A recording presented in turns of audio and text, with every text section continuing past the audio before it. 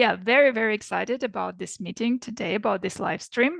Hopefully from now on, we can do them a little bit more regularly and a little bit more often. We'll see. Be sure to always post your suggestions and ideas in the live stream in the live stream channel on Discord or just on Facebook group. So just like for this live stream, there were several suggestions and everyone voted for them, and this led to this use case today to be presented. So on another note, as mentioned, a few things, be sure to ask your questions in chat. Be sure to send the question to everyone. And now, without further ado, let me hand over to Josh, who is one of our most active and most advanced users on ZeroWork community, and who has helped so many other users and so many of you with answering the questions or helping with selectors or helping those who are stuck. So thank you so much for being part of our community, Josh, and thank you so much for presenting this TaskBot. So handing it over to you. Great. Well, thank you guys for having me on here. If you don't know who I am, on the Discord, my name is actually FootballBob06. So that yes, where that came from is high school, long time ago, that kind of thing. But so I am a web designer by trade, self-taught, taken some classes, no college for it. I don't have real experience in like any of the real programming languages, C#, none of that, a little tiny bit playing with those, but not much. So I do a lot of HTML. I actually do mostly WordPress sites, but HTML, CSS, and some jQuery, JavaScript, small stuff like that, especially with the help of ChatGPT. You can do most of that and tweak it around and make it what you want. I love ZeroWork just because of the simplicity of it. Mainly, it takes what I know well, which is CSS and stuff, and puts that into an easy to use interface where some of the others are quite complicated. So this is my website, J&M Web Creations. I'm just kind of a local web designer out of Flagstaff, Arizona in the United States. I do, like I said, some local search engine optimization, web design, stuff like that. And I don't even have my automation services listed on here yet. I'm still working on a page for that. But this is kind of one of the things I find more fun. I actually do, I teach a class on for kids on kind of like a programming, and we use Scratch, which is a kids like video game building thing. And it uses a lot of the same loop type understanding and stuff as ZeroWork. So it's actually helped me a lot in that. So what we're going to do here, the first thing is I always try to figure out what I'm wanting to build and where we're actually going, what the steps are, and that's kind of a rough outline. And this outline was posted by Hosa, is the name in Discord. Don't know your full name, but yeah, here it is. I just kind of pulled it from there. So this is all about Instagram is what we're doing. This was the highest voted one. So what we're doing is we're going to scrape the latest post, and what I could find in there was actually top posts. I don't know if they've done away with latest posts within a hashtag. So that is what I went with. If you do have a different link for newest posts, that probably would work in this. You just have to tweak it to that. Essentially, we're going to scrape it, those hashtags. We're going to go to a couple profiles. Essentially, you should be able to make this much larger just by changing some numbers and stuff. I'm only going to do 2 profiles on this right now. And usually I do at least 2 because there's many times one will work and then you start a second one and things go haywire just because of loops and stuff. So we're going to go to those profiles. We are going to scrape the likers and commenters. And really what we're doing on this is we're scraping the likers. Most of the time, if you're commenting, you're also liking. So that was part of it. But I said this is much simpler just to do the likers because it's normally one the same. And then you have to clear out some stuff. It says last 300 posts. I'm obviously doing a few just so we can understand what it is. It's only going to be the last 2 posts. And then visit the retrieved profiles, like the first post, comment on the first post, open the story and comment with our predefined message. Or we have ChatGPT included in here. If there's no story, send a DM if possible. So it's going to essentially, how I have it set up, pull 8 different posts, I believe it is. We have 2 and then 2 from each of those, which is 4 and times 2 is 8. So yeah, getting started on this, I do have the actual poster here that I've made, so I'm already kind of made it. I'm not just doing everything from scratch here. Though, because it did take me, 4 or so hours and kind of tweaking and stuff, but you can understand how the process and the flow goes through here. So the first thing I'm doing here is to understand what I actually need. And the first things I usually do, not that you have to, is kind of figure out what data tables I'm going to use. And in this case, I only have 2 data tables that I'm using. The first one, we'll just call it, what did I have in here? Top Instagram posts from the hashtag. Very simple. You can make it whatever you want. So we go in here, we create a new data table. Quite easy. We'll just call it that. Essentially, this is going to be the one that I say, okay, this is our hashtag. These are the top 2 posts and the accounts from these posts. That's all I'm really doing here. Super simple. There's probably other ways to do it. There might be simplification. This is how I did it. All I'm going to actually try to find here is their profile link. That's all I need. I'm just going to do a new one. You can do stuff with Google Sheets if you needed to. So the first thing I need, and this is all in this one, is the profile link. That's what we're going to call it. That's our column. We're going to create the data table. As you can see, we have profile link. We have nothing in it. The second one and the last one of our data tables that we'll need, we will have variables, but our data tables, our next one I have, and these are kind of confusing names even for me. So there's probably better names to make these. This was all.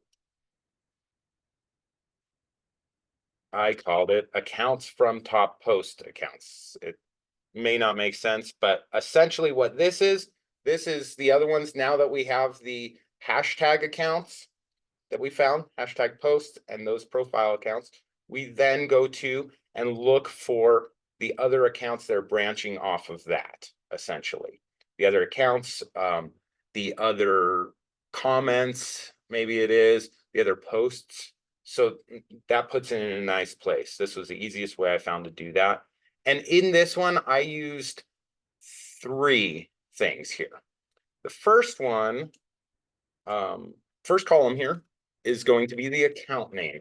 And you'll see why. Because you'd think, oh, you could just take the link for their account. You probably don't need it. That may be the case, but it was actually easier to do it this way. And I'll show you and you'll understand why possibly I did it this way. And then links for accounts. So this is going to be the actual link for that account name. What you'll find in Instagram is everything I've seen is their actual account name is the end of the link for their account. At least that's how it's worked in there. I don't claim to be a Instagram specialist or anything. I really don't do much social media stuff, but this is when I was going through their code and stuff like that. That's what I got.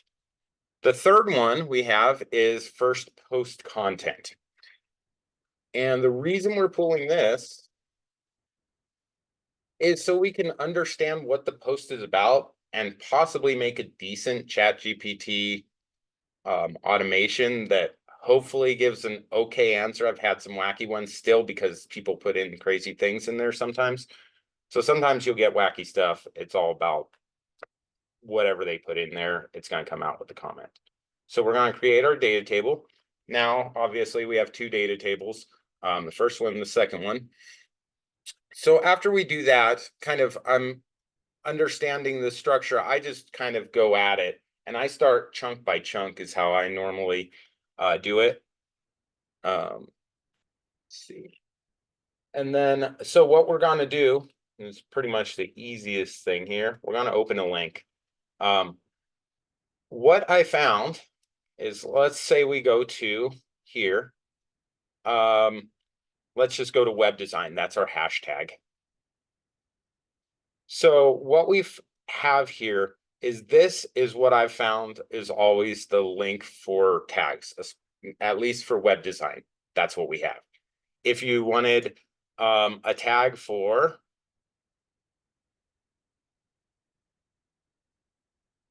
and I just saw that question. How much do we rely on ChatGPT when we use it for auto comment? You do not need it. With this one, you don't even need ChatGPT. You can make your own stuff, but it would make it more generic. ChatGPT will put a little bit closer. So let's say dog grooming is what our actual tag is that we want to look up instead of web design. That's our link right there. Should come up dog grooming, hashtag dog grooming. Easy enough. That's what we're using. So what I am then going to do is open our hashtag link. And I actually already have this put in. I want to take this right here. Well, I'll take the whole thing. We'll just take this and we will actually copy this into our link. So that's showing that what we're going to get to this way that I have it, you could only do dog grooming. You'd have to go in here and change it to web design or something like that, whatever you want. So first I'm going to just save that. What I'm now going to say is, hey, I need a variable for that. And the reason I'm doing a variable, let me pull my variables I actually have already made, is I want to have it easily be able to be changed. So I'm going to call this hashtag to visit. Doesn't matter, something you understand. And let's call this, we'll do this as web design. So this is kind of understanding how you can pull out variables into different things. We want that variable to actually be listed right here. It's going to have to be one word. If it's web design, you don't want to put a space in it. I don't think it may work, it may not. But we have this dog grooming, let's say. We use this up here. If you haven't used these, this is how you get this information in there: parameters, variables, data tables. Variable, I'm going to put the hashtag to visit. All it's going to do now is going to take that and pop it in here. So that is going to be used every time. If I start this, let me do one thing, because I am going to be using, and we will need to use, cookies. So I'm going to pull cookies from my own account here. And there's ways to do that. We've talked about it. If you need help, we can obviously help you there. Let me pull the cookies. There's some information here. I'm just going to copy paste the cookies I found, exit out of here.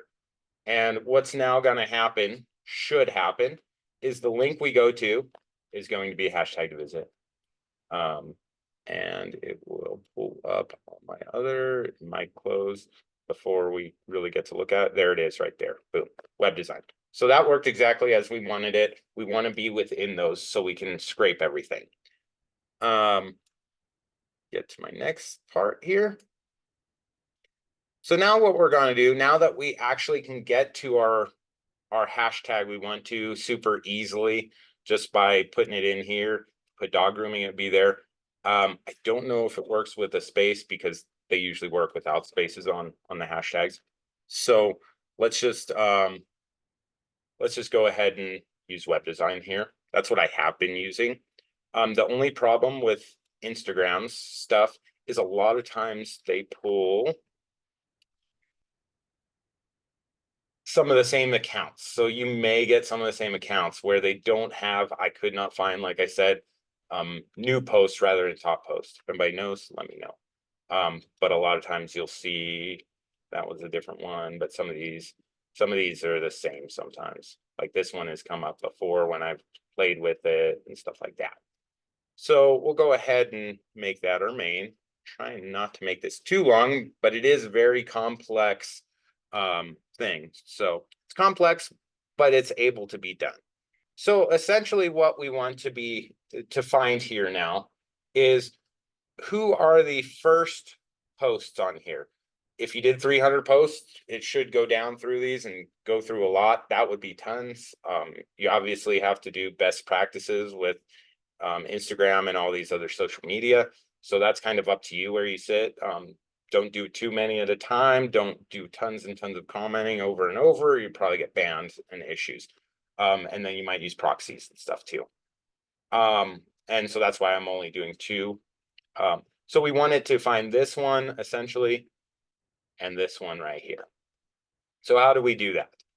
This is actually the hard part normally, and it is finding these. That's very annoying. Let's see if I can find something that's not as annoying. These can be very difficult to find at times, especially on social media. So we have all these. If you right click anywhere on the screen normally, you can inspect. You right click on the exact place, you inspect that exact element. Essentially what we're doing here is we're seeing all these crazy classes, and that's what social media does. They make these very tough and they change them all the time. So what I've done, there's only one place I really had to use these. I have used structure mainly, which doesn't change as much as what they might have in here. So on here, the first thing I want to know is how many times do I need to do it? Well, what we're going to do here is actually make a repeat first, so we know how many posts we want to pull from here and how many are there. If there's only 2, we don't want it to try to pull 10 different repeat loops. We want it to do 2. So what we're doing here is we are going to start a repeat so that it does it and tracks it as many times as you need. We're starting a repeat. Most of mine open a link and then start a repeat. Most of the things I do, I usually start a repeat and do something. You may even start one before if you have different links to do. You technically could put a repeat here and have all your, instead of have a variable, you have a bunch of in your data table, and it can do different hashtags to visit. So let's go ahead and start a repeat. What do we want to see is the thing. There's a couple types of loops here. The one we're going to focus on this one is actually going to be a standard. So a standard is going to essentially be just a number. We could just put it to 2 because I'm only doing 2, but if you want it more dynamic, even though this is called standard, even if you want it more dynamic, knowing how many are there, you want to use a standard, and then you want to use auto detect number of elements. That allows you to put in the CSS selector. And Orlando, I know CSS is a tough thing. I mean, I've had years kind of experience just working with it and understanding it. And it comes with understanding the HTML structure. If you learn anything with ZeroWork, I would say HTML structure and CSS are your most valuable. Just understanding selectors, because you can do a lot more. The logic can come more easily, I think, but the selectors can be crazy. So what we're doing now, I have already pulled it, but I will kind of show you how I went about it. Here is the crazy selector I use. It does not use any of those other, show you. It does not use any of these things, but there is a possibility you could use those.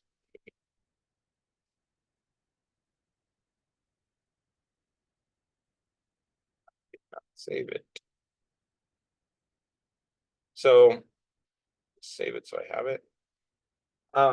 Essentially, what we're going to try to do is we want to find where these are. Okay, I've went over that. It shows that it's around that whole box there. This one's around this box. If I click this, you'll now see there's 1, 2, 3. And what they are is these are actually 3 to a row. that can get confusing even. So we need to do each row, and we need to do 3 to a row. What we're trying to find here is, when we're doing a repeat, is what is the first one. And the first one is actually going to be this right here. We could possibly use this underscore AABD, though it may change. So something like,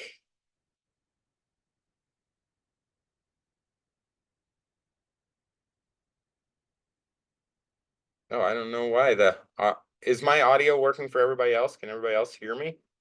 Okay. Yeah, I don't know why it wouldn't be working for Thomas. So essentially it could be something like dot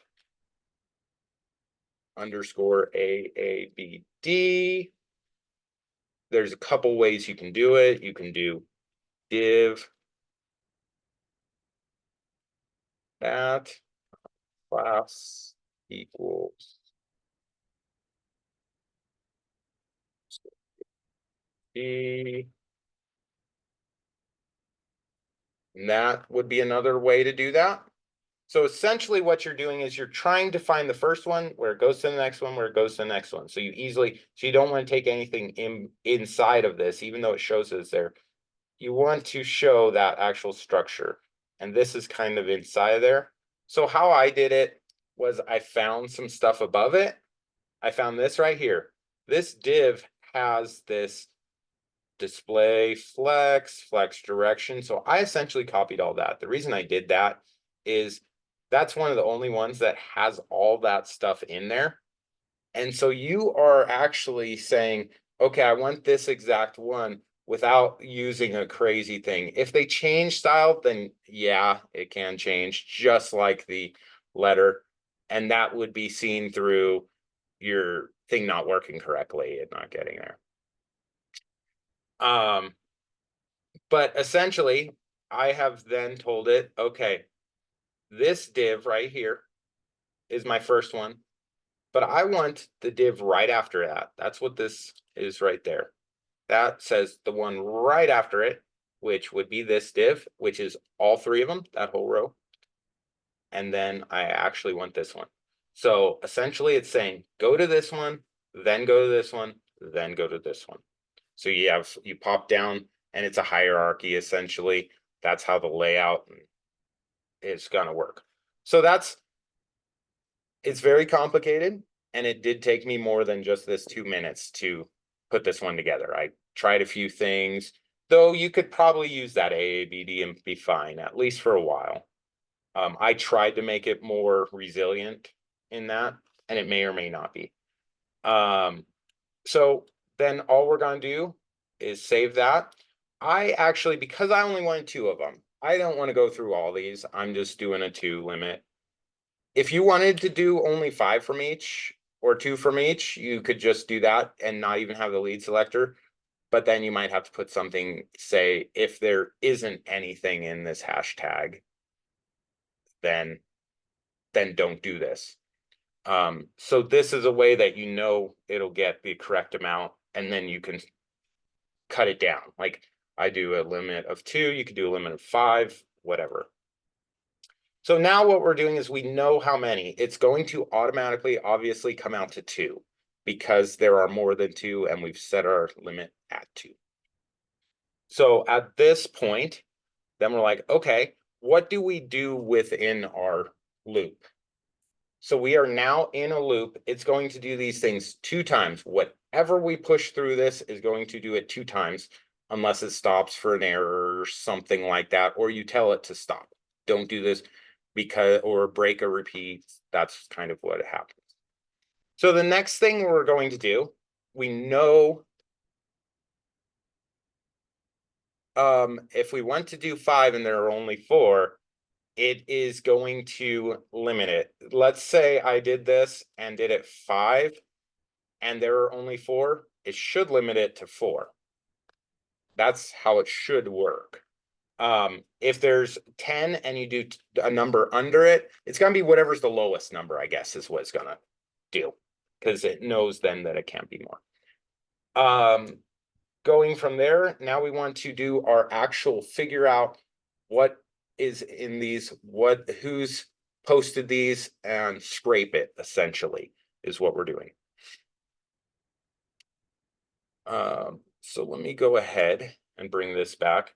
Right here, we have this, and we have 3 here, but say we wanted to go in the next line, it's hard to get those. You have to go here and the next 3. There are ways to do it there. There's a couple different ways that ZeroWork, that Diana has allowed for us to actually get to that point. A lot of times I will use what's called nth-child on the exact spot and put 1, 2, 3. This one's a little different where you want to use a different style. I will show you. What we want to do now is we are just going to click on it. I believe, yeah. So we're going to click on that post. And the reason we're clicking on this post is so that we can go ahead and get the actual information of who posted it. That's how I did it in this one. We'll go ahead and I have these all named and stuff like that. Like this one's click post and hashtag. That's one of the new features that I can actually name them all, and that's great. So what we're going to do is click web element. So it's going to do this. It's going to essentially click the first one. Essentially what I did here is this is another thing. It's going to be very close to what we had before. It's essentially a lot of times you can copy paste and then tweak it from your start repeat. Not always, but most of the time. This is going to be that long one, which was here, which was here. And then it's going to go down to the next one, which is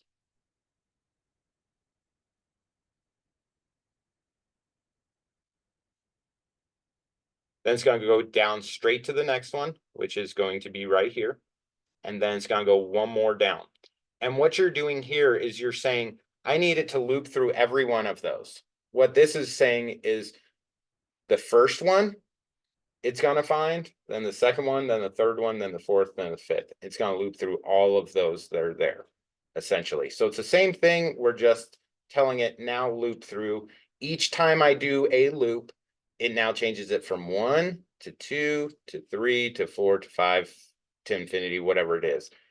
We are only doing 2, so it is only going to get to number 2 in there. That is essentially what we have. So now, and I will go and run it real quick and stuff, and we can kind of see what it's doing. What we need to do here is, because of what I found in that there might be a link here somewhere, but you get really crazy stuff. I don't know if you can see that right there. It pulls a bunch of crazy stuff after and does stuff. You really just want the regular link. So what I've found, and I can't guarantee it works for every single thing, but it's everyone I've found so far. I don't use it enough to say for sure.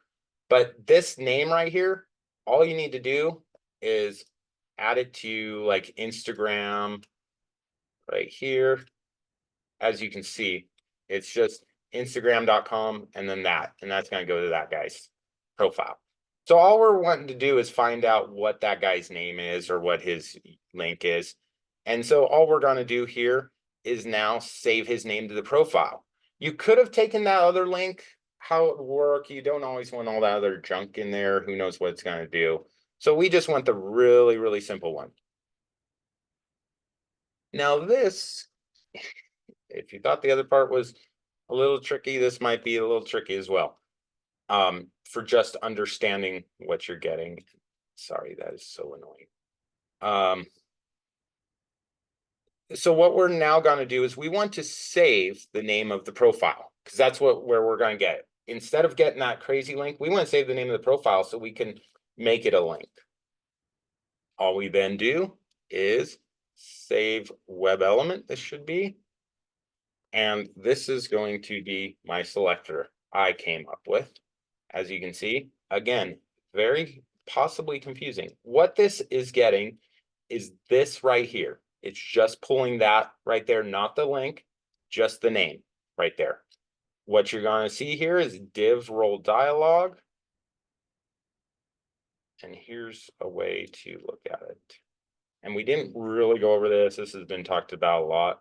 If you go to your console and you go, should have a bunch in here. This right here, document query selector all. That is, you start putting in document, it'll say document dot query selector. Catch that one. Then you put parentheses and the commas or the other. I can put this in here and let's see. It will tell me if I press enter which one I'm exactly targeting, which is going to be that right there, which is exactly what I want. But actually getting to it, it's like, okay, how do I get to it? If now I did, let's say this, I hope this is big enough that people can see this. If I just did that right here, what is it going to give me? It is going to give me two places. It's like, I wish it would have been one. It would have been easier. I could have got right there to the next one, but there's two of them, as you can see, and it'll show you exactly what it is. Oh, the over outlying thing, and then the inner. So what I then have to do is go further in. I'm just going in that structure. And again, kind of confusing. Then we go and say, okay, what else is in there? After I get to this role, where is it? Sorry. Right here. I found that said role dialogue. So that's what I used in there because there weren't very many of them. They were kind of different, but they weren't a crazy numbers and letters. And so I went, boom, go from that. And then let's drop down to this. And then in that, okay, what else is here that's not in a lot of these? Article, that's there. So what we need now show is article div role presentation. That goes there. There it is, role presentation. Header, oh, it's in here somewhere. Boop, boop, boop. And it's very different. Most of the other things don't have header. So you're trying to get things that are like different from the others is what you're doing. You're kind of playing a game of getting differences and then putting them into there. These can get very confusing. And you could use, instead of using all this, you could get to that article by saying underscore AATB, let's say. But it might be different on a different page, or they may change it relatively soon. And then what happens is, so now we're down, now we're to header.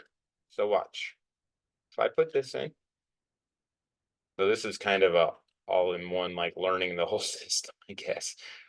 I'm trying not to be too long. So now we're on that header. Essentially, thing goes, come on. There it goes. Okay. I have had issues where it gets wacky. There it goes.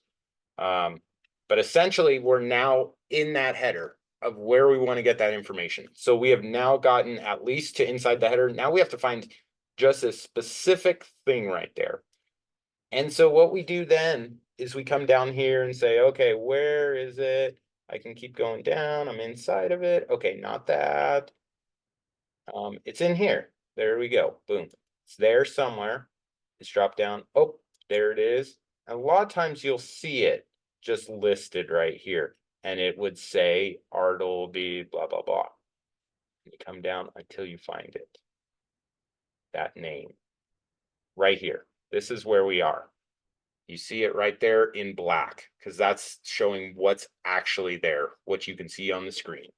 And that has the link in it, but it was a crazy link. So I wanted to get just this right here. So then we go down, and what's happening is we go to the header that I've already shown. We go down nth child 2. So instead of going to this one, it goes to this one. That's the second one on that. This div would be nth child 1. This would be nth child 2. And then from there, we then drop down again, nth child 1. Boom. So we're in this. And then we say the A role link. Okay, where are we? Boom, boom, boom, boom. We're coming down here. Oh, okay, right here. A is actually normally something you can click on, a button. And then your href would normally be, if you wanted to pull it, you could pull this as a link, but it's going to be the other one. If you pull as text, it's going to be what's there, that article. And so now I've said, okay, now I have that information. What do I do with it? I only have that. I don't actually have a link. It's really quite simple to then go and convert. All I'm doing is converting a profile name to a link. What I do here is I do an update data. So essentially what's going to happen is just set this equal. I'll put this in real quick.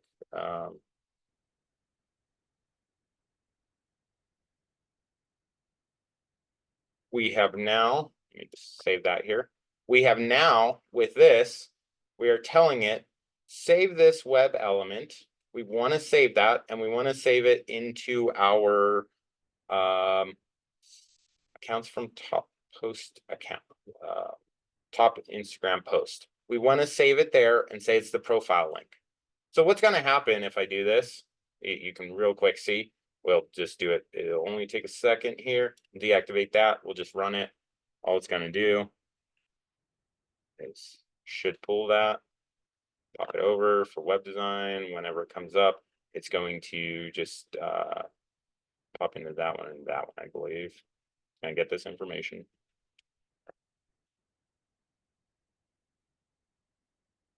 Nope, there was warning. Let's see if it pulled it.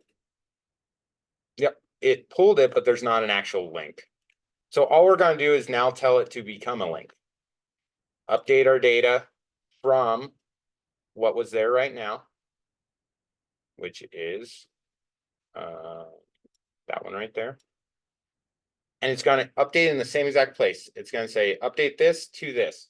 And all we're going to do is that is just right here.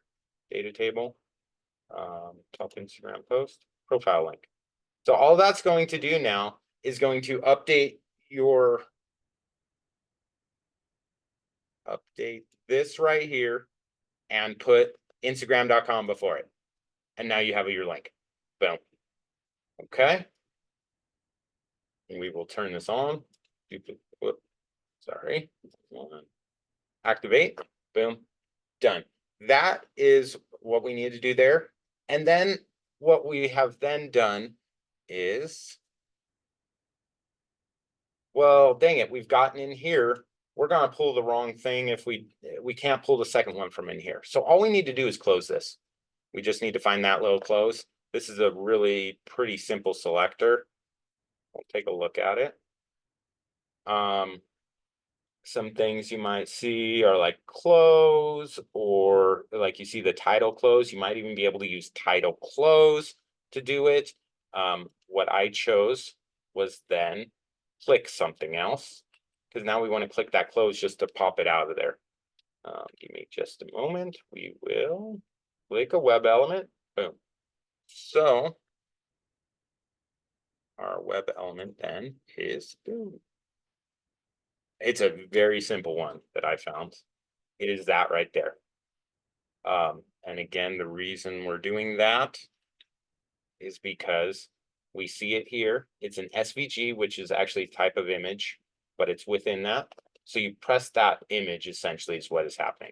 SVG, and the label is actually closed right there. You see that, Araya label equals close. And so now it's just going to close that and go to the next one. We can do it real quick. I don't have any real time sets on here. So now you have done where we will play it. Should come up correctly. It's going to do, and this is how I do it. I mean, I go and do one part. I don't do the whole thing and then hope it just works, because you get a bunch of crazy problems. And you get a crazy problem over here that you can't fix until you really get through it. So there you go. It pulled both of those. What we now see, oh, boom. I didn't delete this one, so I would have to delete that out.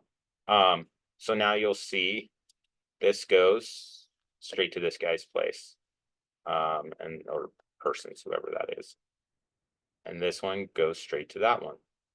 So now we know who has posted these things. Now we have that information. one of the things I did on mine, because I do so much testing and stuff, and I'm not leaving these names in here. There are other reasons you might want to leave them in and see if you've already went to that person's and then stop duplicating. What I normally do for testing, at least, is I delete my data so that I don't always forget and there's other junk in there like that. So the way I do it is right at the beginning, before anything happens, I'm going to delete all rows from this one. I usually don't do the variable because that's where we're putting our information in. There might be times you need to. I delete both data. So which one I chosen? Yeah. And then just pop this on. So what's going to happen is before it does it, it's going to delete all the data you have in here. So next time it runs, it's not going to add 2 more to this. It'll delete it. And that's more for my testing purposes than anything. And so there we go. There's your first part. Now, that was, I mean, I guess relatively simple. I know Les Henderson doesn't like it as much, but this button down here, just to make it all look great. So now what we've done is we've got all that information. We've got those names. We have the names that will be here, but nothing here. We haven't done anything with that. So what we've done is now we've done 2 of them, and we want now to go and do something totally different. Now that we got that information, we want to be able to go to those people's pages. All you go and do is put an after repeat. You need to put it at the start repeat. Don't put it on the back. I don't think so, at least. I think that's the way I've always done. Put it on there, and then it will make it pretty and actually put it in like this. So now what's going to happen, if you saw this structure, you'd be able to say, okay, it deletes this data, goes somewhere, it comes up here, repeats however many times. In this case, we look 2 times. Boom. Do this once, come back here, do it once. After it's done those 2, it then comes and does whatever's after this. That's how it works. After I do that, then what do I want to do? Okay, so I have it set in this very small minor thing. It's not going to matter, but normally, I guess, what I'm going to do is remove duplicates. So I don't go to the same persons the same time, or more than one time, essentially.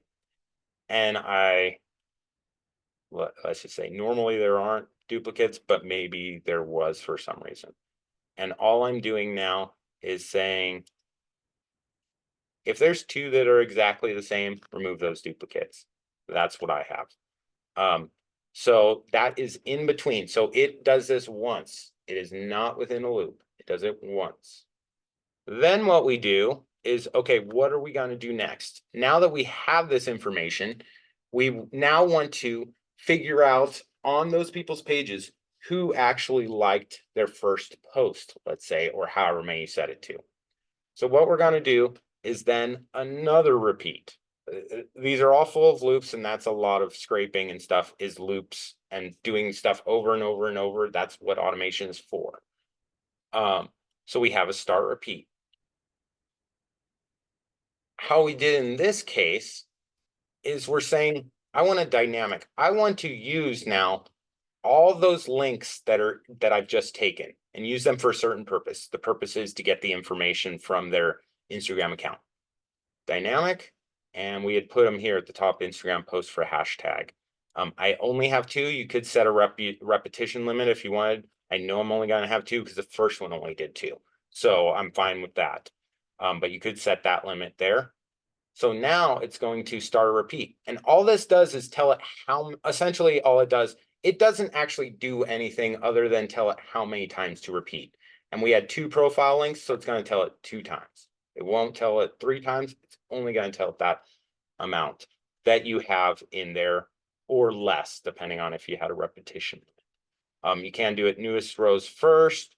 On this case, it doesn't really matter. It may matter how you're doing it, depending on what you're doing. So and I'll just show you, here's actually what the whole thing looks like.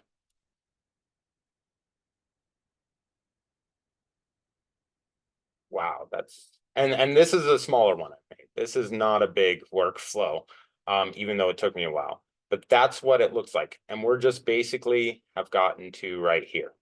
So it takes a while. I'm not gonna lie. It does take a while. It is complicated. The actual ZeroWork isn't complicated. It's more the CSS selectors, I would say. So now I'll try to speed it up here. Okay. We have here. Okay. So I will go through this a little faster because it's already, what time do we start? Like almost an hour ago. Wow, that goes fast. So what we're going to do here is get the list of who have liked this guy's post or this person's post, their first one or their second one. What we're going to do now, we have the repeat. We now need to say, okay, who actually liked this?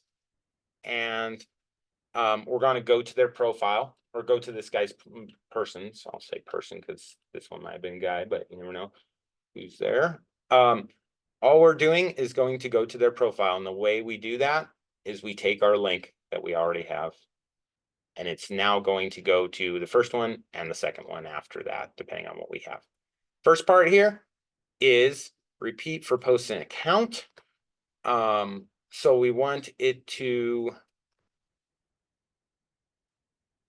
now we have our first interior, internal, repeat. So now it's going to do this and then do all this within it, however many times. We are doing a standard auto text. Unless you're doing a certain amount of numbers, you want to do that. This is again just telling it now that you're on that other person's account. Now we're basically in here. We want to see what is this right here. That is going to be this right here. I've found. So again, this is where we're at. We have this display. Again, you can copy paste this and boom, throw it in there, see what happens. And put it in here, and it should show what it's going to show is a bunch of them, 12 of them. Oh, because he has 12 posts.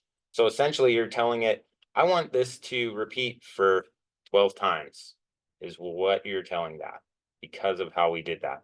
I'm going to put a repetition again, limit 2, just so it doesn't take forever, do a bunch of stuff. You can always, within a lot of these, wait longer and do different things.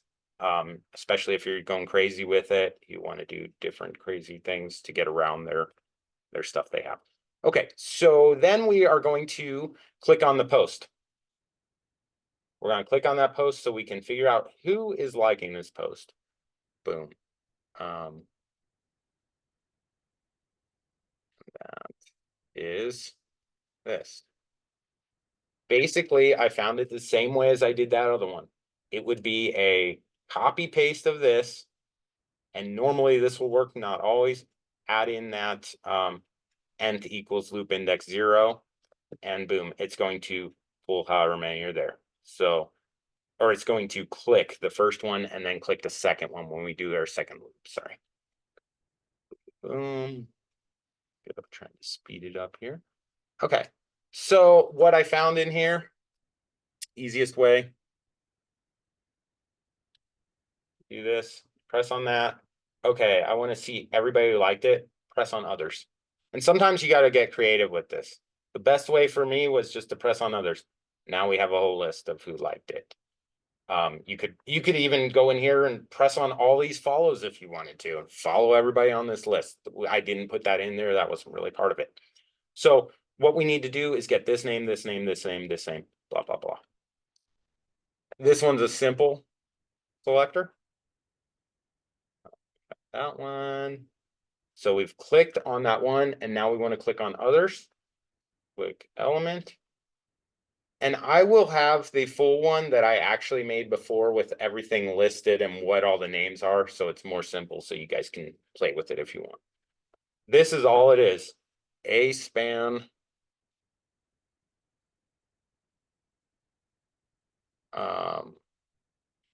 Right here. These are all A's, which are considered, you can see the A up here, which are something to click on essentially. But in here, this right here actually is what we were going for. A, and then the text of others. And that's pretty simple because there's probably not going to be anything else that's others. A, span, and this is a span. You can see A goes to span, and the span is others. And so basically it's saying catch anything that's first has an A, then it has a span, then it has text others in there. You might even be able to just do text others and it may work fine. I try to make something a little more elaborate to make it work, possibly longer and work better. Maybe it won't, maybe it will. So that's all we do there. Pop that there. So now we're clicking our others. Now it's popped up the list of people who liked it. Basically everybody who's liked it. And like I said, it would be a lot harder to go through all the messages, comments, and do this. This was an easy way. Try to keep it easy, even though it's not always easy. And then what we're going to do, so now we've clicked it. Now we need another repeat inside of it, which is sometimes confusing to figure out which repeat you're still in and stuff. That can be some of the most confusing stuff, like which loop am I in? Where is it at in the loop? Where do I put stuff in the loop? Essentially, what has now happened is we are doing this one time for the, actually, sorry, right here, one time for the link to open the first link. Then we're checking within that posts, all the posts, and then we're checking for those people who have liked within the post. So now we need our other start repeat.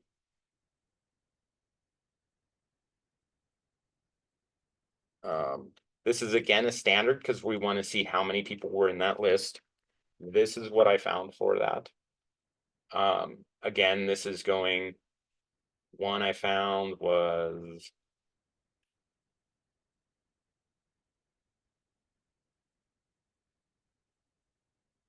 so we're checking each of these. And they're pretty easy because you have the name, and the name is also the link. So you get that usually, and all you need is that. Again, div role dialog. And let's see, right click it, inspect it. Now we're down here. We want to come up and div role. There should be dialog up here somewhere. I'm just going to say it's up here. Sometimes you have to really shovel through these, but a lot of times I like to look for role or Araya one, because those are not as often seem to be changing. And a way you can find it, let's say you have one already in here, and I'm like, dang it, where was that?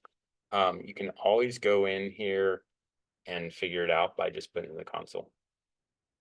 It's like, okay, I'll just put it in, it'll show me exactly where that is. It's 4 of them. So that, all the way down to that. You see there's a 1, and that's all the way around the likes. That's basically what you want. And you can actually click it here, and it'll go take you straight to where that is. Okay, so there we are. Dialogue. And then we need to drop down from this until we get to the name. What I had to do was an nth child 2, because if you didn't do nth child 2, it was going to be a different dialogue place. So, and then we go down from that, we look for something other crazy, and we find, let's just call it overflow. This one has overflow, a lot of them don't. That's why I use that. In this case, I just use overflow. I didn't use everything else. You could do it that way. So these are a lot of different ways I incorporate and to get what I want. And then after we have that overflow, boom, find where we are. And then it's going to go from one to the next div. Basically, it's going to come down in here and get the name. So it's going to be that person's name, and we're going to, or it's going to be how many of those names there are. And we're going to limit it to 2.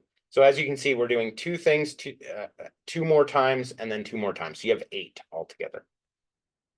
Gets very confusing very quickly too, or it can. So now we know how many times we're doing it. Again, it's just 2, but if there was more, it would do it more. We will see then. Where am I repeating? Okay, what we're going to do now is save the names. So it's a lot of over and over and over and over stuff. So I will just kind of go through these. I'm not going to keep going with the same because it is taking too long. So I will just kind of build it, kind of talk about it while I'm doing that. But now you've kind of understand where I'm going with it, hopefully. This is essentially that same thing. We got the loop. We had to go dig a little bit further though in that thing and put it was where the A was. And we only are doing I believe it was, oh, this one we're actually getting a link because this had a clean link. It looked good. So I used that. This will pull link instead of the name. We want to do this as accounts from top post. As you can see, I have other TaskBots running in the background. Links for accounts. Okay, boom. So now what we've done is we have pulled a link for this one right here. We pulled this link right here for other accounts that liked it. So now we have all the accounts that liked it. The other one I did in here was actually to save their profile names. And that was a little bit different one, but it was fairly close. So we'll do that, and now it's the actual text. So it should be basically the same thing, except for we're getting the text instead of links. So now we can get both of them. If we need it or if we don't, it doesn't really matter. And now we put that in our account name. Boom, right there. So now we have everything going. At this point, I press that to make it prettier. Essentially, let's just do a real quick. Why did I get it? Yeah, I think the action was missing. Right there. Yep, I forgot to put that in. And so that happens. At least they make it easy to figure out where it was. So that was relatively simple. Oh, let me come back in here. It's coming into web design. It's going to both of those two, getting the names, going to the next one. I haven't put like long waits on these. With only the few we're doing, it should be fine. Got that. Got this whole, pulled all that information.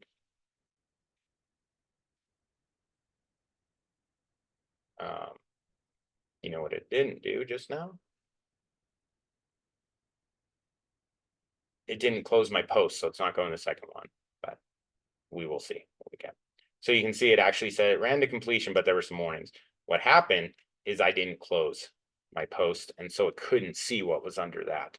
And so you'll see that we have the top 2 right there, and then we have 4 of them. It should be 8. But we have all their information. We got a link for them. We got an account name, whatever you need here. You can pull that information. So then what we're going to do now is we will real quickly after our repeat. So now we've done it here. We are in this further down. We are going to do an after repeat. And so what this is going to do is, I'll show you the structure of how it goes. It goes here, does this however many times it needs to, goes here, does this once, goes here, does this whole area this many times. It opens this link with everything that many times. Then we repeat within this link. Now we are clicking those web elements. After that, after we click those web elements, it goes to this. We click the web element, it goes to here. It does that twice for each one. And then after all these, or these 2 are done, it comes here, does this real quickly. We have to close others. So we're back to where we started. We have to kind of kick ourselves back. Click web element real quickly, close others. And it's basically what I used before. Something like that will work. Save that, boom. Put it on, and then click close post because we want to be back where we were. we're essentially just getting ourselves back to the person's account.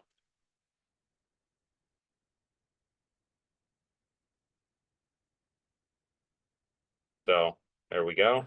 And now we did that. What's going to happen now is it's going to come click out of those, go to the next one. Now, because it didn't work last time, it only did 4, it should have done 8. So now we have that. Oh, that looks like everything, right? Well, that got us the information we need. Now we want to go in and do another thing here. So the next thing we're going to do, now I got to figure out where I'm at. Okay. As repeat, and then we remove duplicates, and then we repeat for all accounts, and then we go to an after repeat, right? Sorry, give me a second, see where I am. Move duplicates. And these can get kind of tricky figuring out, again, what loop you're in. Now, after we've done all these, so boom, we've done every one of these right here. All that's going to do it. Now it's going to do something else. So now we want it to do an after repeat. And right after that, again, what we're going to do is remove our duplicates. But now we're removing duplicates from our other one, because now maybe that person liked both posts on each one. I just do a remove duplicate. These ones are super simple. It's going to be accounts from top post. If they have the same link, I think that's how I did it. You could do it if they have the same link or the same name, but I just did the link. So now it's going to delete. If in here there's anything the same, boom, deleted, gone. So because what we're now going to do is we are now going to start another repeat. Basically, you just keep looping through different things. And so what we're going to do now is we're going to link, and now we're going to open the links for each liker, each person who liked it. So we're doing a bunch of things over and over and over here. We're going to dynamically figure it out. We're going to do this. And now we're not going to have a repetition limit in this because I'm going to have it just do all 8 essentially. I won't do that, but I will show you kind of how that works. So now it's going to go through all of those ones that we've taken, and then we go ahead and go to there's a couple things within these, and they're very annoying. And this is what you find out as you start doing things. Accounts, and this I didn't know because I don't use it much. Like this person has their stuff way open. They have a bunch of them. They have a story, but there's plenty of other ones that have no story. They may not even have a post. They may not have a message button. They may have a story but not post. There's weird stuff that can happen.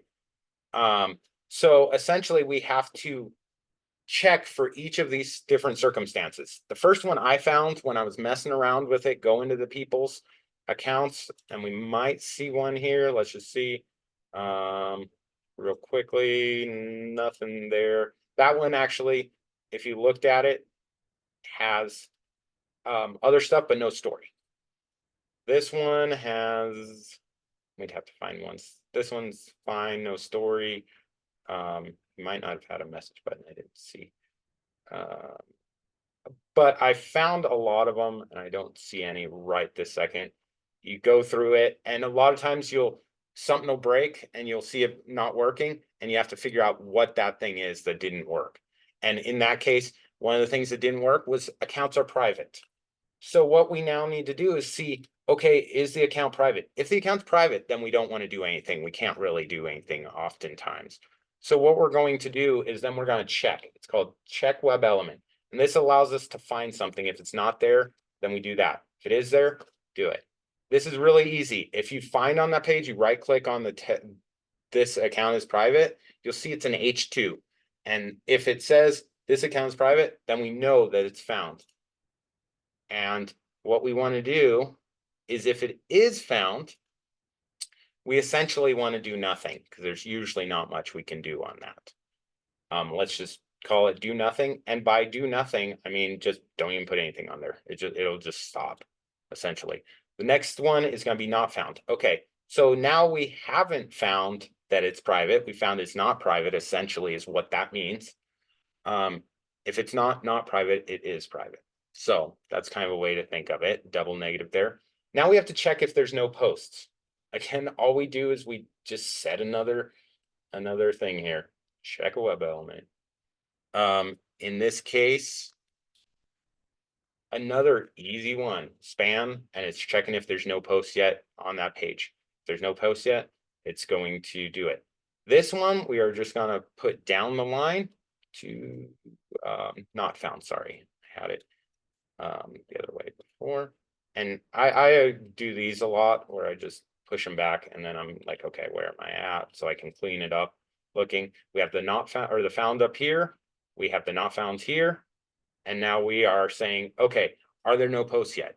If there's no posts yet, and there might be some other things, you might be able to do a story, but a lot of the times if there's not posts, there's not gonna be a story and stuff. So I kind of just push those out. The ones that have no posts, the ones that have no stories, they're not active or that are private. They might be active, but you can't catch their stuff. If they have no posts, they're probably not active. So now we say, okay, if it's found that it's no post, I'm just going to do nothing again. If it isn't found, we're going to check and see if they have a story.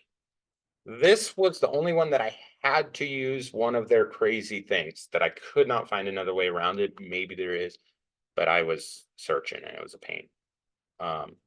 Let's just see. And sometimes they're hard to right click on stuff if you get right outside of them. This has, okay. He definitely does have one. So the thing I used, and let's see if that's what they have here, is down here. This right here, this shows an AARF and an AARG.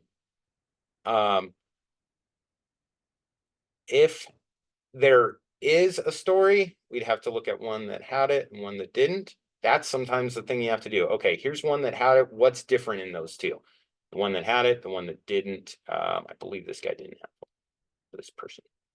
He didn't have a story. We kind of right click out of here and then we got to find him where he is. Okay, so it's this, a div with that AARG. Okay, so he has. This is another one that can be confusing. This guy has AARF, ARG.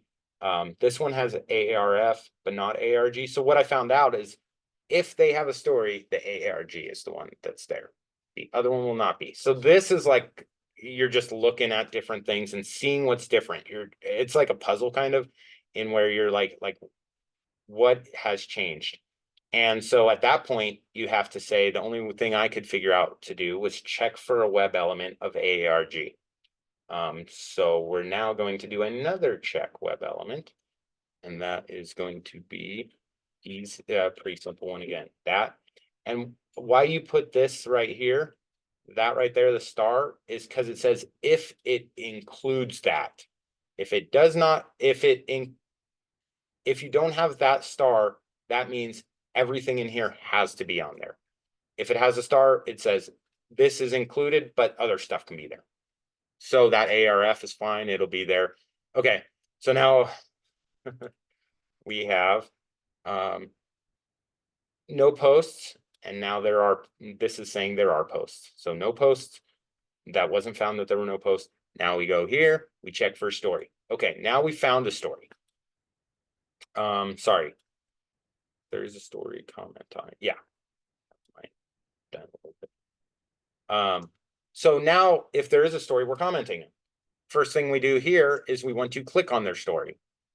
This is a super easy one, but it might take a little while to mess with. Click web element. And this was one that I found in there. All it did was if it had canvas and a class that had this underscore included in it, I found that you could click on that and that would be the story. That's what I found because the canvas included like that picture or something. So now it's going to click on that. Boom, boom. Is there a template available? Yeah, there will be one. It'll be my actual better one that everything I have typed out what everything does, so it won't be as confusing. So that'll actually helps you learn too. If you can see what each thing does, that's very helpful. So let's go ahead. We now have that. We are going to click on the story. Now we want to click on the story comment area because now it's playing that. I have some waits in here. If you wait too long, that story might go away though, because stories, play. So you may not wait too long. Go ahead here, go to click web element. Boom. And now this is one I found that worked for it. Again, it includes X. That was a text area that includes X. And that's what I found. So you got to be really creative, I guess, sometimes with these. And so what that does at this point is goes and clicks on the comments so that I could comment in there. Boom. And then the next one is going to be add a comment to the story. Okay. So this is kind of a different one here. Insert text and data. So essentially now that we've clicked on that, we can insert text and data. There is another way you could technically, I'm just putting it here. You could probably do the same thing and put it at the selector here instead of have a different block, a couple different ways. Essentially what I'm going to do now is I am making another variable. And what I'm going to say in this one, I will call this response to stories. You could use, what's it called? ChatGPT. I don't have ChatGPT on this part of it, but I do have it later. So we save that. This is going to be our response to stories. What I used for this response to stories is what's called spin tags. And you can actually tell ChatGPT, give me some good spin tags for this, and it'll write the spin tags out for you real quick. So I use that to make this. What it's going to do is say, it's going to make this kind of generic comment, but the comment might be really enjoyed this post or loved this post or appreciated this post, and then blah, blah, blah, looking forward to other stuff. That's what we're doing in this case. At this point, all we're doing is going to tell it, boom, variable, use the variable response to stories. And it's going to write. It's not going to write with all that crazy stuff. Spin tags just writes the language. And so now we have it. It's writing it. Boom. Let's see where we're at now. We then have added comment. Check if X to close story. Sometimes it closes already when you're doing it. And I think I have another thing. I may have to update this a little bit, but I think if you added comments, I'd have to look at it again. That it automatically put them in. You may not have even had to press enter. You may have to press enter there. So you could possibly use a keyboard action and press enter here, and then it'll add it to it. I think I took it out because I don't want to be commenting on everybody's posts. But essentially then we have a keyboard action to do that. And then we have one more thing, check if X to close the story. So essentially if the story is still open, we need to close it. If it isn't, because it timed out, essentially it did its thing, it won't do anything. So what happens here is now check X to close story. It's another check. We're checking something happened. Check web element. And what we're checking is to see if that close button's there. Close button's there, close it. And to do that, if it's found, then we do a click and we click that element. If it's not found, don't do anything because you don't want to mess up it trying to click other things, other places. So that, boom, there. And then what we're doing now,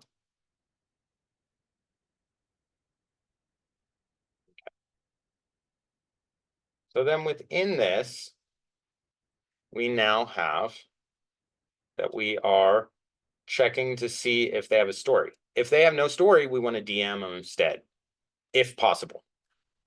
So to do that, then we go to not found. We check for a message button. Because we're saying, is there a message button? Some accounts don't have a message button, which is annoying. all we find, this was one I found, header, section, div, role button, text message. Some of these you can use just text messaging and be fine. And you have to play with that to figure out what works. I made it a little more substantial. Maybe they're overkill. So that now, if it doesn't find a story, then it's going to try to DM them. If it does find a story, it's going to just do the story. And now we check for our message button, which we just did there. If it is found, we click the message button.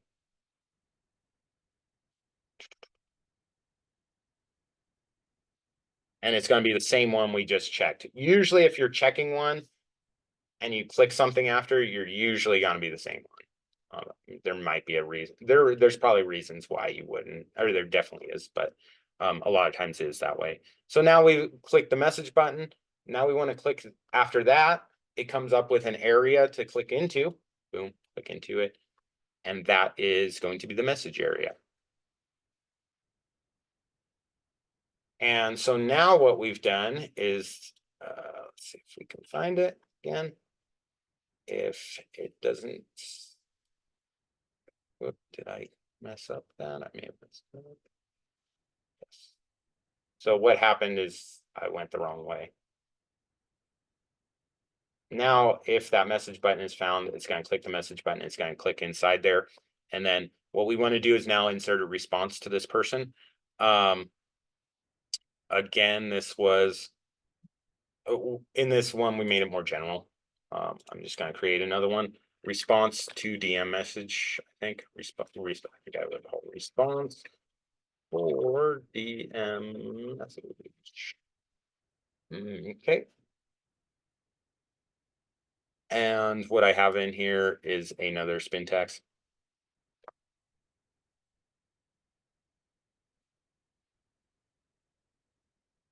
Okay, so now I have that.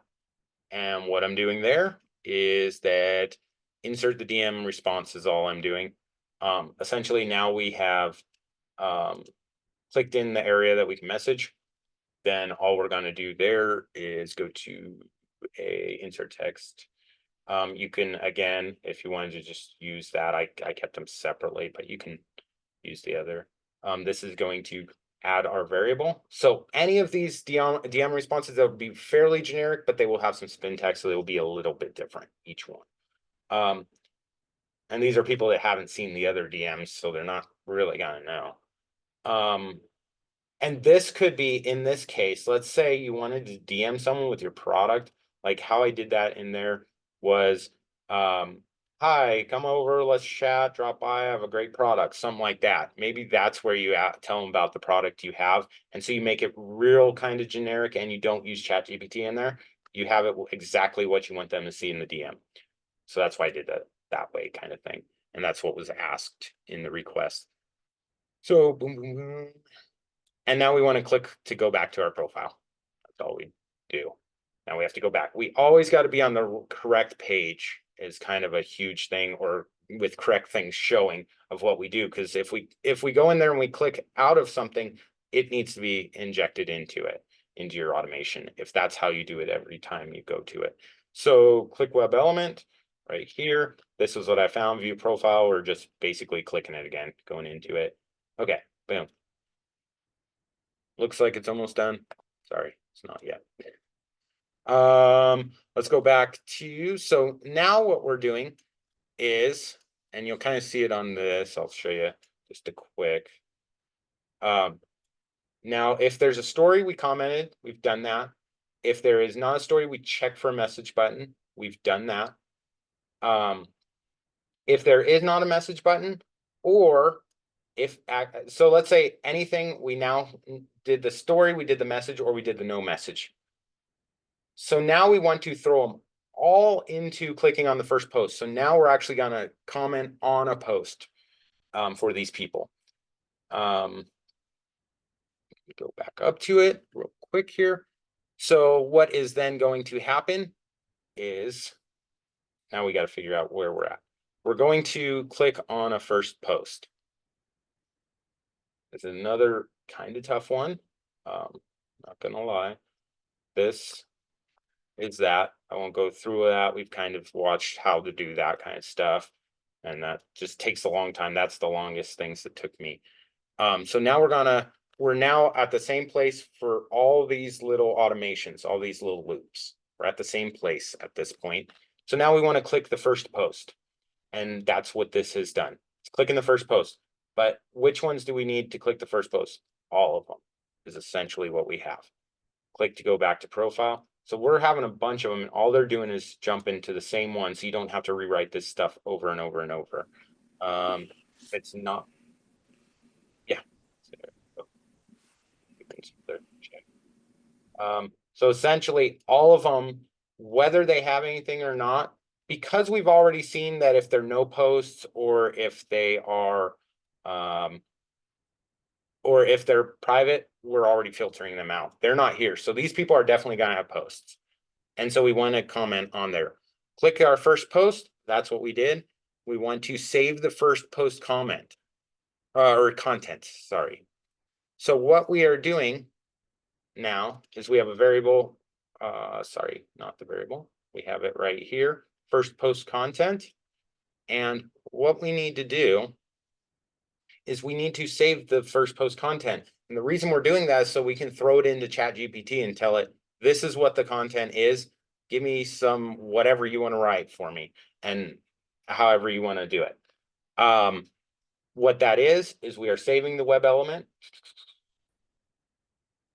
And this is the one I found on that. It's actually quite simple. This is, to show you where we're at, kind of on a thing. So this is, we went to this account. We went here. This obviously is our other accounts. It's going to save this right here. So essentially what we have found on here is H1 is that whole area. You can see it cuts down further because that's all his stuff, essentially down to there. So it's going to pull all that content in there. If you did further down, you'd have pieces of it and stuff. You did a BR. So I would just use that whole H1. That's why I had done that way. Let's go out here. So again, it's going to be text. It's not a link. Custom attributes can be handy, but it's not a custom attribute. It's just all the information in there. All we're going to do is put that content into first post content. So now it's going to pull that content in there. And then we're going to link it in here. So now what we've done is we have clicked our first post. We have saved the content in that post. Now we want to click the like button, as that was one of the things. You don't have to. I mean, all this is optional. You can do as much or as little as you want. And you can break these into chunks and do different things with them. We're going to click the like button. And that's an easy one. Again, it's just like that. It's right there. The SVG is always an image. Sometimes they'll say IMG instead, but they're using SVGs for theirs. And then pop it on here. So now what do we have? We have it liking that first post. We then have it checking for response. Let's see. Oh, okay. So this is a kind of handy thing I did to make it. Let's say you want to put a real generic one in there and you want to use this syntax, we can do it. If you want to use ChatGPT, we can do it without changing very much at all. The way I did this is now I want to say, we want to come up here. We want to create a variable, response to posts. So this is going to say, this is our response to all posts. Okay. So if we wanted to, we can use spintax for that. We can use whatever. And it doesn't have to be spintax. It could just be a random sentence that's the same on every single one. We save that. So now our response to post is going to be this. But I found another way to do this. We're going to check for response, it's called. It's not check web element. There's actually another one called start condition here. And what this is doing, it's checking that variable, that response post. If there is something in it, it's going to post it. If there is nothing in it and you've left it blank, it is going to use ChatGPT to do the work. So essentially, we're going to go here, boom, boom. We're going to start condition. With the start condition, you always need a set condition. And the set condition is now, here's where you actually do it. Does is there data found? Data found, it's going to use that. Data not found, which is just empty, nothing, blank, it is going to use ChatGPT. I'll show you how to do that. Data not found. Okay, I always forget what these are because they're same. So I'm just going to call it data not found. So I know for sure that has helped a lot, I will say, being able to quickly just throw some information there. Data, check and just make sure that's what I did. Data found, data not found. Okay, so now we have data found. Basically on mine, I call it response set. We've set the response. And so we're doing essentially like we did on the found and not found here, but instead of basing it on if there is something on that website, we're basing it on what the information is we already have. And that's what that start conditions do. So you have to set the condition of what you wanted to check for. Then on this, we're actually very close to done, and then we'll show it. Come on. Okay. Next thing is, because we are already on that place, let's see. Sorry. Oh, so this is where I did a little bit different on here. The insert text. I could have clicked on it and done it that way. This is one why I did it this way. Sometimes I switch between the two. Maybe it made more sense at that point. Insert text data. And that's actually not going to be it because it was from my other one. Response to posts. Yes. So, and then what I'm doing here is I found this one. This is the add a comment. So it's going to throw that information in the add a comment. You could do that like I did on some of the other ones. I guess I wasn't super consistent on that, but you could click web element and just put this in and then have the insert text data and not have an enter selector because it would already be there. So there we go. We have now used. So now if the data is found like this one, in this case, it's going to use this. Okay. So we have that. And then the next one is going to be ChatGPT. This one down here, if there's none, you didn't put any information in here, there's we're going to use ChatGPT. Use this handy little block right there. I'm using 3.5. Do remember that you need to go into your options or whatever it is and put your API key in there. Me and Diane were just talking about, they just changed it that I understood. I just got some emails saying that it's not free API anymore. Maybe they credit you, but you have to put money into your account now, it seems to be, because it would not let it work until I put $10 in there in API. Yeah, in fact, I think for newly created accounts, you get credit for like 3 months, but then it expires after 3 months. So yeah, I mean, the good news that usually doesn't cost much, just a few cents usually per request, and also depends which ChatGPT you use, because you will see here there are options ChatGPT 4, which is more expensive, but also produces better results, and 3.5 is about 10 to 20 times more affordable. Yeah, so that's why I'm using ChatGPT 3.5, unless you need something very specific. If you need kind of these more generic ones, I don't see any reason to use 4 because it can be so expensive. So, and that's obviously OpenAI's cost, not anything from ZeroWork.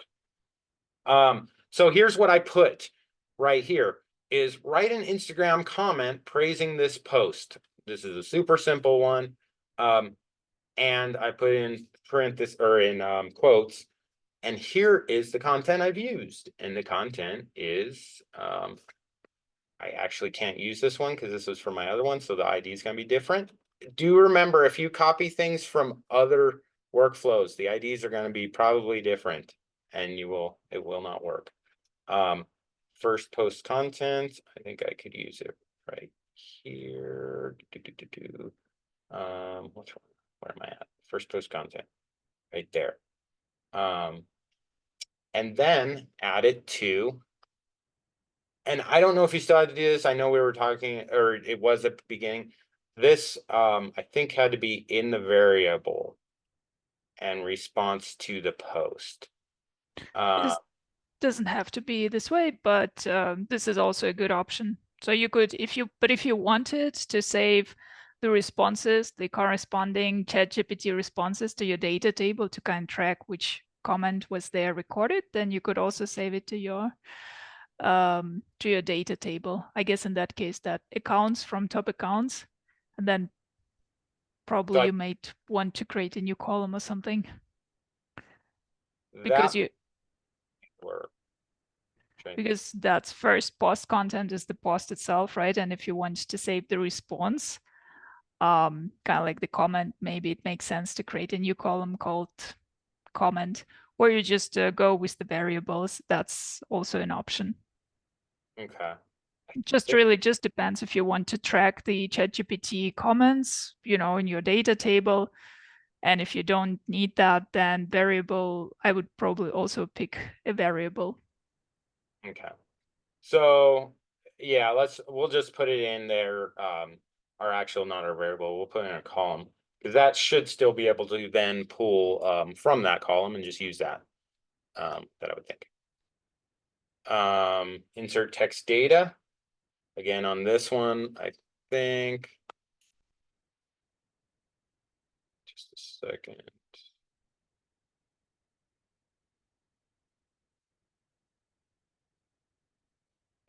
There. Data table. Let's just see if that works. Wait, it's not. Why? Yeah, I totally am screwed up here. Sorry, let's go. And let's put it, yeah, into, like you said, I was not following. We need the actual ChatGPT. I'm getting all flustered here. Let's see here. Okay, so now I need the ChatGPT response, actually, right? Okay, yeah, that's right. Because I had it done a different way, but now thinking about it, if I did it that way, then your it wouldn't be empty unless I had cleared that variable for the next round. So this is actually probably the better way to do. I'll clean it up on my other one. ChatGPT response, let's call it. If I could spell it correctly. So then what we now are doing is we are taking this right here, the first post content, we're actually putting it into ChatGPT response. I think that's correct. And then what we're going to do is we are going to insert that content. Top Instagram, ChatGPT response, and we were entering it into this selector.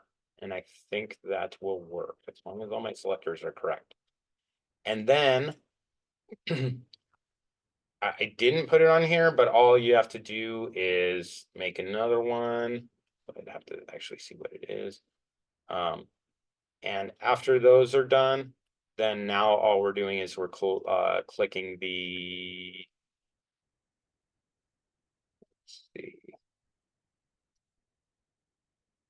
just the post button right here. So you can inspect that. Kind of hard to actually see it, but we'll call it, it might be this div span post or something like that. We'll try that. This is one I had actually taken it off, I think, because I am going to post in a bunch of stuff everywhere. Let me see if I have it. Actually, you can just press enter. That is super simple. Make it simple. It should go right in after you press enter. And so to do that, we are using keyboard action and then press enter. And so, yeah, you just click in there, press the button. If I wanted enter and then D and then E, that's how you do it. It's really easy. So enter right there, save it, and that should do an enter. I think basically that is what I have on there. So essentially what we'll see is here's the whole thing. we're gonna try to run it, see what happens. I think it's the same as my other one. I tried to make it about the same. It'll take a little while. It won't take as long as my other one because I have different time set on that. On this one, I only have 1 second, so hopefully it shouldn't take too long to actually run. But you probably want to set some different timings and stuff. So now it's going through. Yeah, it's going quite quick. Get all that information, get all those, but we're only doing 2, I think we set it to. So there should be 8.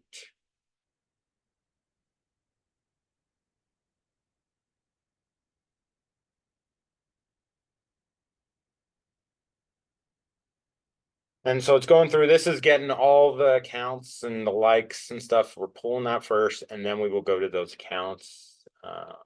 Give it a second here.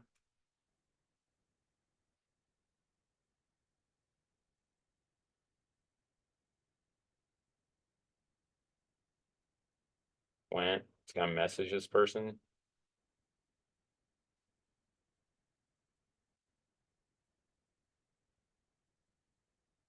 Well, I don't know why it's saying no internet connection. So, what's working? There must have been an internet thing on that. So essentially what's happening is that's another thing to watch and see if there's something wacky going on, because really it should just brought in that person there. So we can try, we can take a quick look and see what it did. Obviously brought up 8. That's how many we were supposed to have. This is their account name. This is their links. It was trying to go in and post that first message. And it did. You could see it start typing it. There was a thing, so you may want to do a timeout if you have a slow internet. Usually my internet's not an issue, so I don't know what was happening here with Instagram. We can try to run it one more time here real quick, see what happens. It was running just fine on mine, as always. But essentially what we have here are all the accounts. It's going to then go into each one. You see the 2 accounts. These are our top accounts. Basically, it's pulling that information from them, and then it's pulling all that from each of their posts. So let's try to run it one more time. What's going to happen is obviously these are going to be deleted because we've deleted in here. So let's go. Let me take a quick look.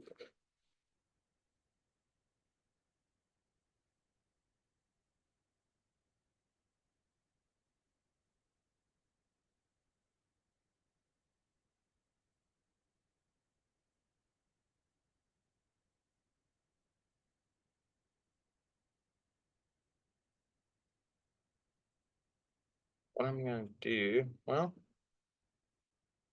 this is odd. This is my, I wonder if my Instagram logged out or something. Odd, because mine's just actually sitting and spinning my Instagram when I go to any messages. Just sitting and spinning at the moment.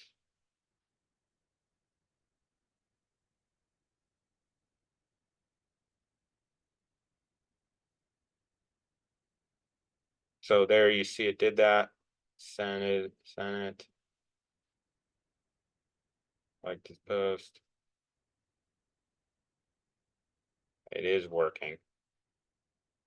And that right there, you could see was the actual thing.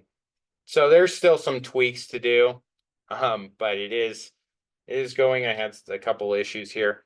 It was working just fine before, unless I put in a different thing. But essentially, and I'll give you guys the one that works fully. Essentially, if we did that instead of having this in here, response to posts, right there, we just deleted that. That is going to then start ChatGPT coming around. And you'll see that in there. Let me see. Just one moment. Let me try one thing. Because I have my other one that I actually used and it was working. So let me try that one more time. And obviously I'll give you that one. I may have just this little step in here. Let's see if that'll work. So this is the other one that I actually had already made. And I just used #American for this one. Doesn't really matter what you use. This one is going to find out other stuff on it.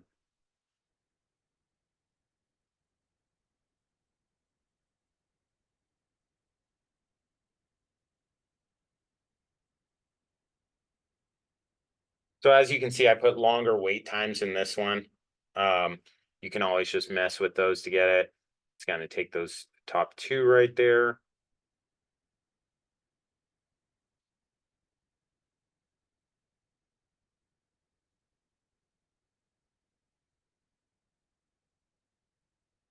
Uh,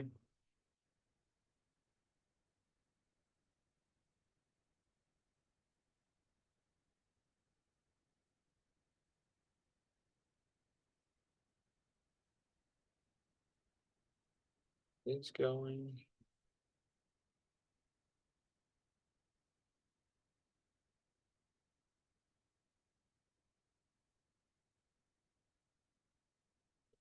And this one should pull a ChatGPT response because I don't have it set. So you'll kind of see that in here when it gets through it. Like I said, this one takes a little longer to run because of the time I set in here.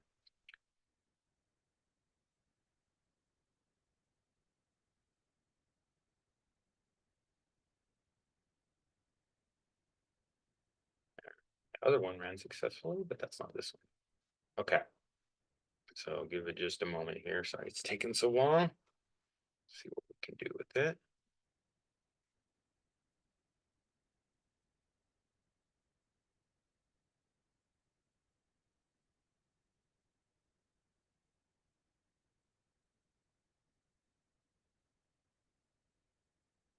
And I don't know what'll happen if the thing's in a different language, because obviously it's going to take from that information, throw it in ChatGPT. I don't know what it's going to get, if it's going to try to throw in Japanese, if it gets Japanese, or if it's going to try to do it in English or whatever language. You can probably tell it. I don't know. I'm not as skilled with it. It usually answers in the language that you give the prompt with, yeah. Or like even if you write your prompt in English, but the post itself is in, let's say, Japanese, then it will also answer in Japanese usually. These are a bunch of accounts private. So basically what it's doing is cutting out and going to the next one. Okay, so let's see if we can find something here. We'll see. And these are all about tweaking. I mean, they might work for some things, and then you find a new issue. Right now, there it goes. That should be pulling that information.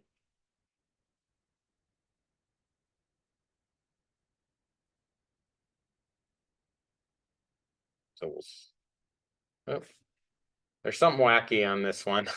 So I will get it cleaned up.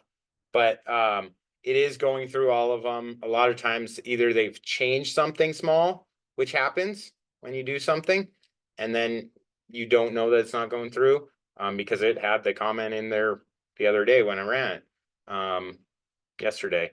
So I will clean it up, but that's essentially what happens. And then you got to tweak them for each one. Like in this case, oh, there it goes. That was so some reason it had some other stuff in there, but you could see that actually ran the ChatGPT off of it, whatever ChatGPT gave to it. You can't guarantee it's always going to be good from ChatGPT. You don't know what it's going to give you. So this one is your very generic one. So if you want it to be more specific to what you do, then that might be the way to do it as a spin tax. And then this one. And sometimes some of the issues like that, let's see, it shouldn't have had that. It should have had Mercedes all the way in there. So sometimes those are time issues. You need to wait some more time, and then it'll go. So essentially it ran it. So I'll have a bunch of random comments I put on stuff. But that is essentially the process of building one. Obviously it needs some tweaks and stuff. I just wanted to make sure it worked pretty much to where it was. So essentially, oh, this is my other one. This is my main one here. This is actually how I did. There's the ChatGPT response, and there's the response to posts. I just had it within the variable instead of here. If you wanted to see what you actually put in there, you could have it go to your data table instead. And so it should have pulled that. And so basically it's a timing issue. If you see something like that where it cuts off and only hits some of it, it's probably a timing issue or something else was open on that. It looked like it tried to double press the like button or something weird like that. And so a lot of it is going through and tweaking as you're going. Like you see, I mean, it does work in the main sense of it. Though I will tweak a few little things on it. So, and then send it out to you guys. It might be in the next day or two. Awesome. Well, this is really, really impressive, Josh. So I'm so glad you showed it to us all. Because sure, as you say, maybe a few tweaks here and there, but this is really complete. I mean, you also cover several scenarios when there are no posts, a private account, and ChatGPT, and also there is an option to use your own message. This is really, really great. Fantastic. So I guess you'd probably need a day or two to maybe adjust something. So for everyone who was hoping to get this TaskBot sent to their creator account, please be patient. And on that note, I also want to mention, so whoever attended this session and wants to get this TaskBot sent to your creator account, be sure to send your email address to our email, which is support@zerowork.io. So you simply send your email address with which you are registered at ZeroWork and write in the subject, "Send me the TaskBot from livestream." I also posted this message in the chat so that you can copy the email address to which you can send it. So don't forget that. And this also will be available as a replay on YouTube, and I also posted on Discord and Facebook. Right. And perhaps before we finish, let's see if there are any more questions. I guess at this point, you can also just unmute yourself and ask in the general call or ask per chat, whatever you prefer. And yeah, Josh, again, thank you so much. Really appreciate this session. This is such great work. Very impressive.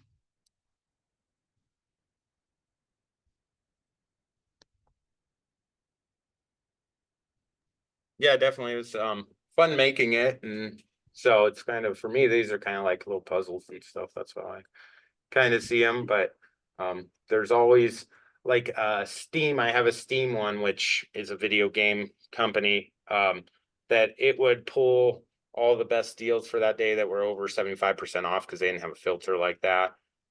They just recently decided to change from their structure and their easy classes to crazy stuff. So it killed a whole one. And then I'm going back and trying to get the correct classes and stuff. So they are not like always stuff that's just gonna work forever.